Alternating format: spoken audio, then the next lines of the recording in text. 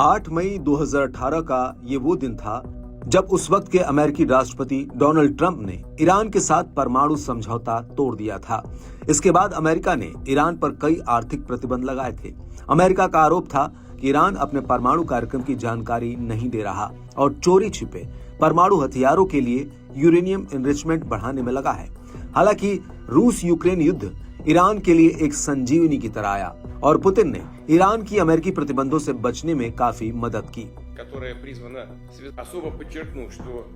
लेकिन अब एक बार फिर से ट्रंप व्हाइट हाउस में राष्ट्रपति के तौर पर लौट रहे हैं और ऐसे में ट्रंप के सामने ईरान के परमाणु कार्यक्रम पर रोक लगाना एक बहुत बड़ी चुनौती होगी, क्योंकि अमेरिका के लाख जतन के बावजूद ईरान ने ये साबित कर दिया कि अमेरिका चाहे जो भी कर ले, लेकिन वो ईरान को परमाणु हथियार बनाने से नहीं रोक सकता। हालांकि ईरानी सरकार का कहना है कि उसका परमाणु कार्यक्रम शांतिपूर्ण उद्देश्यों के लिए है, लेकिन ट्रंप को लेकर कहा जा रहा है कि राष्ट्रपति बनने से पहले ही ट्रंप ने ईरान के परमाणु ठिकानों पर हमले की पटकथा लिख दी थी, क्योंकि ट्रंप के परमाणु समझौता तोड़ने के बाद ईरान ने अपना परमाणु कार्यक्रम तेजी से आगे बढ़ा दिया था और अब ईरान को परमाणु हथियार तक पहुंचने से रोकने के लिए अमेरिका ईरान के परमाणु ठिकानों पर हमला कर सकता है। वो इसलिए क्योंकि ट्रंप के कई सलाहकारों ने ये बात मान ली है कि ईरान के आगे अब आर्थिक प्रतिबंध पूरी तरह से बेअसर है। ऐसे में ट्रंप के सामने सिर्फ सैन्य विकल्प बचा हुआ है। वहीं नवंबर 2024 में इजराइल के रणनीतिक मामलों के मंत्री रॉन डर्मर ने मार ए लागो में ट्रंप से मुलाकात की थी और इस मीटिंग के बाद डर्मर ने कहा था कि ऐसी प्रबल संभावना है कि ट्रंप इजराइल द्वारा ईरान के परमाणु ठिकानों पर हमले का समर्थन करेंगे या फिर वो अमेरिकी सेना को सीधे ईरानी परमाणु अड्डों पर हमले का आदेश देंगे, क्योंकि इजराइल बड़ी ही गंभीरता से ईरान के परमाणु ठिकानों पर हमला करने पर विचार कर रहा है। आपको बता दें कि इस संबंध में डर्मर से 2 सूत्रों ने मुलाकात की थी, जिन्होंने ये जानकारी न्यूज एजेंसी एक्सियो को दी है।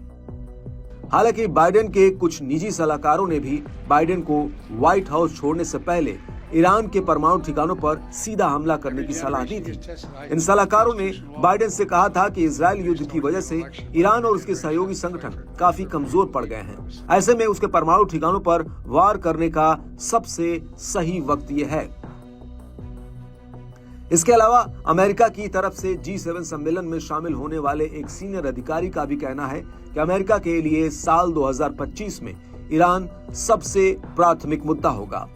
अधिकारी का कहना है कि सबने इस बात को माना है कि हमें जरूर कुछ करना चाहिए, नहीं तो एक बड़ी आपदा आ सकती है,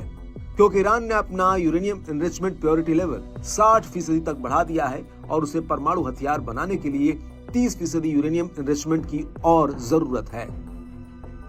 और इतने कम समय में पश्चिम के प्रतिबंध ईरान को रोकने में ज्यादा कारगर साबित नहीं होंगे।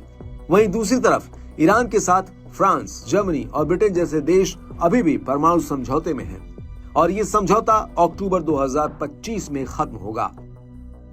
और ऐसे में इन तीनों यूरोपीय देशों के पास भी ईरान पर आर्थिक प्रतिबंध लगाने का ज्यादा वक्त भी नहीं है और पश्चिम द्वारा ईरान पर लगाए गए आर्थिक प्रतिबंध भी ज्यादा कारगर साबित नहीं होंगे। वहीं न्यूज एजेंसी एक्सियो का कहना है कि इन तीनों यूरोपीय देशों के बीच नवंबर 2024 के आखिर में जिनेवा में एक मीटिंग हुई थी, जिसमें ईरान के साथ परमाणु डील पर बातचीत हुई है। लेकिन इस मीटिंग में इन तीनों देशों ने साफ कर दिया कि 2015 का परमाणु समझौता पूरी तरह से खत्म हो चुका है और ईरान के मौजूदा परमाणु कार्यक्रम की स्थिति को देखने के लिए एक नए परमाणु समझौते की जरूरत पड़ेगी।